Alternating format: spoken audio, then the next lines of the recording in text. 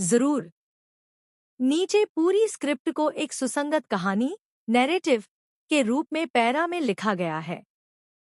संवादों को कथा में पिरोया गया है ताकि यह एक टीवी ड्रामा की कहानी की तरह लगे। बड़े घर की छोटी बहू, एक पारिवारिक कहानी। बड़े घर में जन्माष्टमी की पूजा की तैयारी चल रही थी, लेकिन इस बार माहौल में हलचल कुछ ज्यादा थी। छोटी बहू ने भावुक होकर कहा, देखिए, जो जितना दे सकता है दे, लेकिन मैं इस बार पैसे नहीं दे पाऊंगी। तभी बड़े बेटे की पत्नी बोली, अब माँ, आपके छोटे बेटे का जितना भी हिस्सा होगा वही दे देंगे। यह सुनकर माँ नाराज हो गई। मेरा बेटा पैसे देगा या नहीं, ये तू तय करेगी। फिर घर की अन्य महिलाओं ने चुपचाप माँ के इस क्रोध को महसूस किया। छोटी बहू ने फिर शांत स्वर में कहा, मेरे पास कुछ पुराने पैसे पड़े हैं, उन्हीं की बदौलत बोल रही हूँ।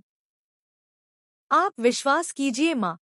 पर माँ ने दो टूक कहा, तू अपने पैसे अपने पास ही रख।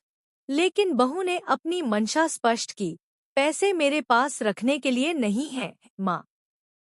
गृहस्थी के काम में आए तो अच्छा है, और अगर जन्माष्टमी के भोग में ये खर्च हो जाए तो मुझे बहुत शांति मिलेगी। बहस बढ़ती गई। घर की अन्य महिलाएं कहने लगीं, भाभी देख रही हैं ना कैसे मस्का लगाया जा रहा है। एक ने तो धमकी दी, इस लड़की को सबक सिखाना पड़ेगा। दूसरी ने कहा, पोल्टू और टुकुन दोनों इसके आगे झुक रहे हैं। वहीं कुछ सदस्य यह भी बोले कि अगर पूजा के लिए इतना पैसा चाहिए तो उनका जीना दूभर हो जाएगा। छोटी बहू फिर से बोली, अगर किसी को देने का मन नहीं है तो मत दीजिए, कोई पूजा नहीं होगी। लेकिन टुकुन ने विरोध करते हुए कहा, नहीं मां, अब जब आपने पूजा की बात की है तो वो होकर रहेगी।